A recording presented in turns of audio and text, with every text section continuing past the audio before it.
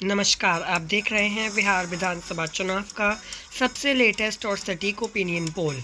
इस opinion poll में जानेंगे कि आगामी बिहार विधानसभा चुनाव में किस पार्टी या गठबंधन की जीत हो सकती है। बिहार में मुख्य रूप से लड़ाई है एनडीए गठबंधन और इंडिया गठबंधन में। एनडीए गठबंधन में मुख्य रूप से बीजेपी और जेडीयू पार्टी हैं, तो वहीं इंडिया गठबंधन में मुख्य रूप से आरजेडी और कांग्रेस पार्टी हैं। बिहार में कुल 243 विधानसभा की सीटें हैं। 122 सीटें चाहिए सरकार बनाने के लिए। वर्तमान में बिहार में एनडीए की सरकार है। तो चलिए शुरुआत करते हैं इस ओपिनियन पोल की। सबसे पहले आपके सामने आंकड़े रखेंगे चंपारण क्षेत्र की 18 सीटों के और सीमांचल क्षेत्र की 24 सीटों के। और अगर अभी तक आपने हमारे चैनल को सब्सक्राइब नहीं किया तो प्लीज़ सब्सक्राइब भी ज़रूर करें और इस वीडियो को लाइक भी करें। तो चलिए देखते हैं चंपारण और सीमांचल क्षेत्र के आंकड़े। तो बात करें चंपारण क्षेत्र की 18 सीटों की, तो इन 18 सीटों में से भारतीय जनता पार्टी के गठबंधन यानी एनडीए गठबंधन में 10 सीटें जाती हुई दिखाई दे रही हैं। इंडिया गठबंधन को 7 और अन्य के पक्ष में 1 सीट जाती हुई दिखाई दे रही है। तो वहीं बात करें सीमांचल क्षेत्र की 24 सीटों की, तो यहाँ पर एनडीए गठबंधन को 10, इंडिया गठबंधन को 13 और अन्य के पक्ष में 1 सीट जाती हुई दिखाई दे रही है। तो आप देखिए कि चंपारण क्षेत्र में एनडीए गठबंधन आगे है, तो सीमांचल क्षेत्र में इंडिया गठबंधन आगे है।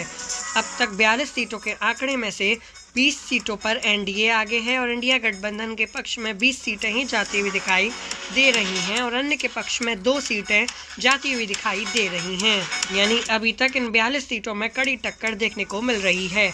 अब आपके सामने मिथिलांचल क्षेत्र की 60 सीटों के और भोजपुर क्षेत्र की 49 सीटों के आंकड़े रखने जा रहे हैं। तो चलिए देखते हैं कि इन दोनों क्षेत्रों में कौन अपनी बड़ी बढ़त बनाए रखता है।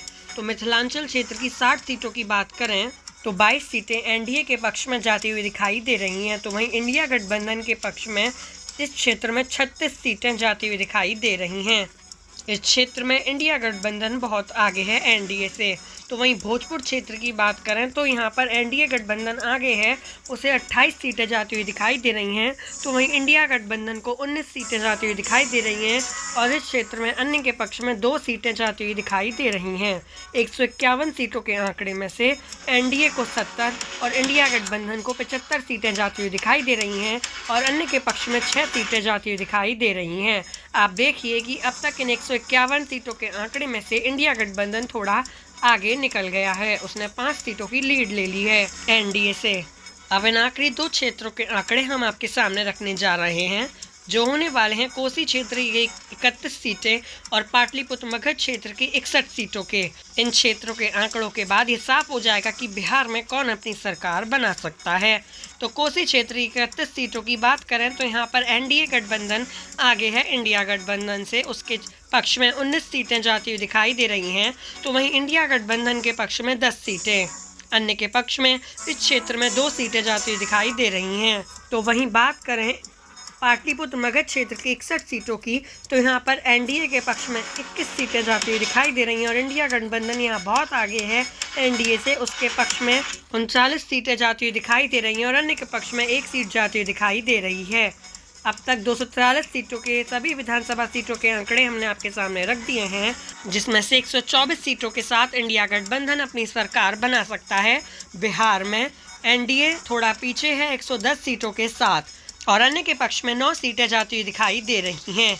अभी भी कड़ी टक्कर ही है, जिसमें इंडिया गठबंधन आगे है। कभी भी बड़ा उलटफेर देखने को मिल सकता है। बिहार में क्या क्या चुनावी मुद्दे होने वाले हैं, इसके बारे में हमें कमेंट कर ज़रूर बताएं। आपकी क्या राय है कि बिहार में कौन अपनी सरकार बना सकता है, इसके बारे में भी हमें कमेंट में ज़रूर बताएं। धन्यवाद।